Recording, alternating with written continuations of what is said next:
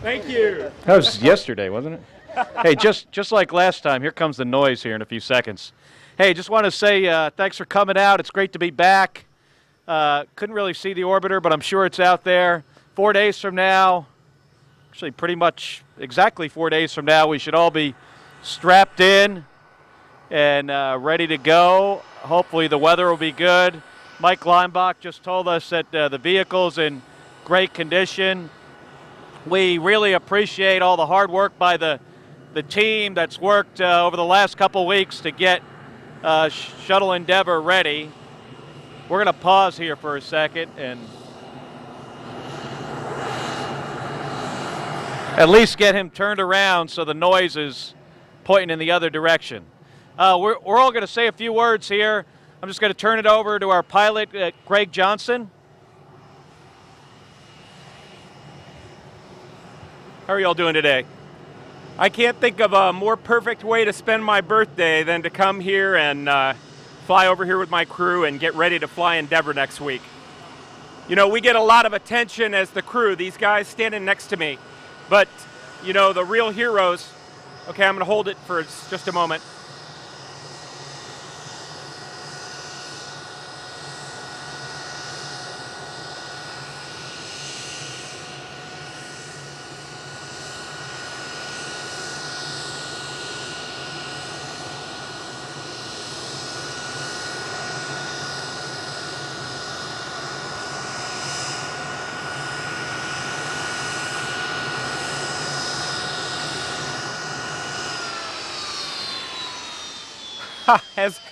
As I was saying, the real heroes in this crowd are the folks here at KSC who've been supporting the space shuttle for launches, repairs, maintenance, and protecting it for the last 30 years.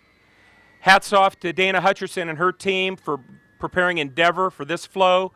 And finally, a special thanks for the APU team for all the hard work you've done getting us to this point. You know, kudos for solving it and getting us back on track.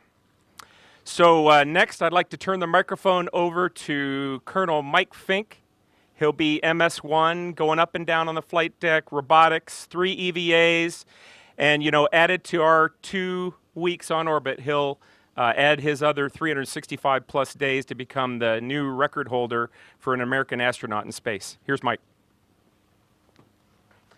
Yeah, our crew and the team here at Kennedy Space Center, as well as the entire NASA family, is incredibly humbled and proud to be able to take the Alpha Magnetic Spectrometer into low Earth orbit and to install it aboard our beautiful International Space Station. Professor Sam Ting and his team of international scientists and engineers have worked a really long time and really hard to get to this point, and we congratulate them.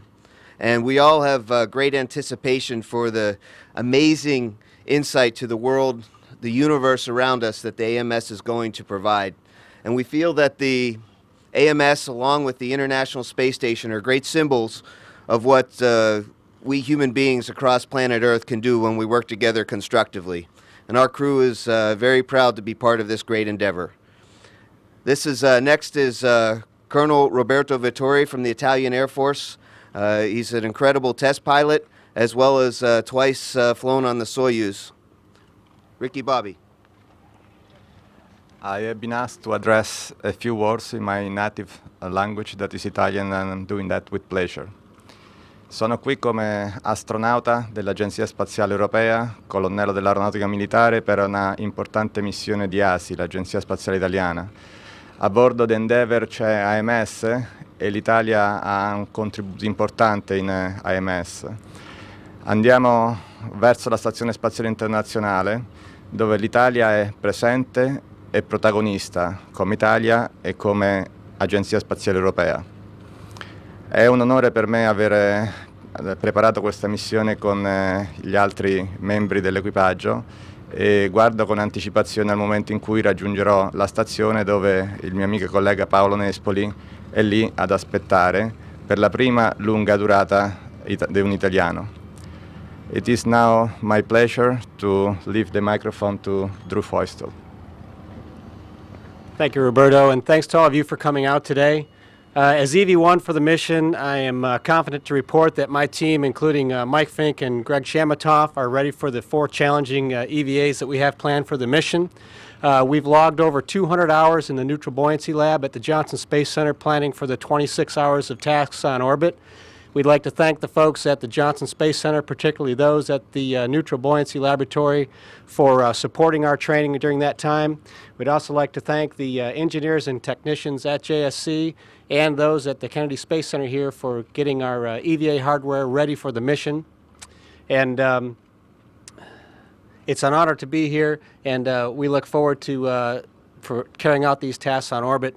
Next, I'd like to hand the microphone over to Greg Shamatoff, an experienced long-duration space station crew member and a great scientist, and someone with whom I'll be privileged to share his first spacewalking moments on orbit. Thanks, Drew. Well, as you can tell, we're all very, very excited to be here and to be getting this mission started. As part of all the activities you've heard about here, there's a lot of robotics on this mission too. Box is our lead robotics guru.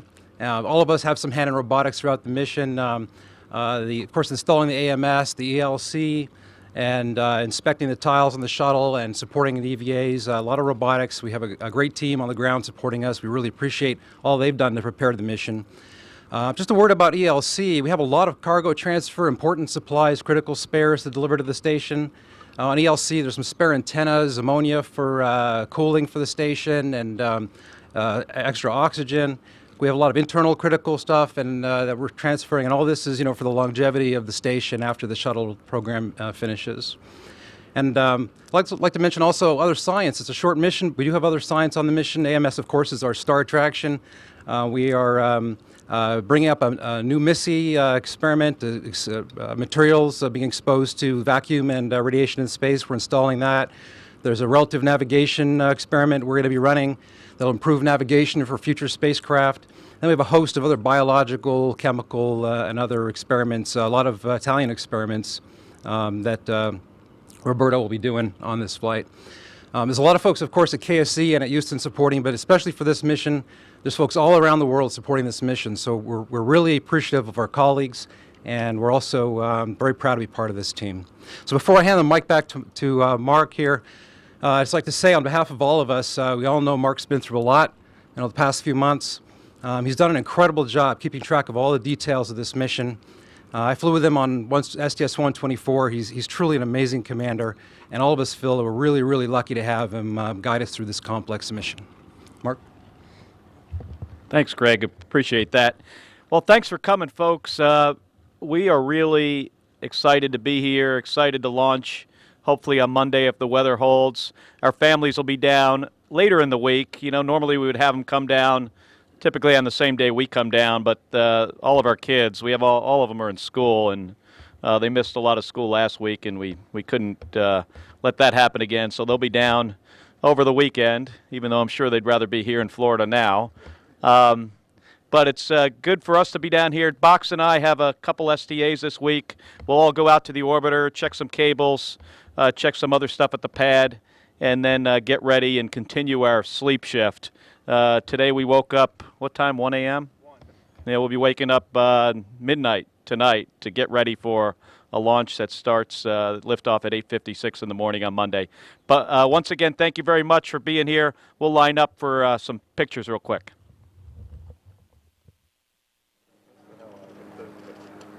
Yep, exactly.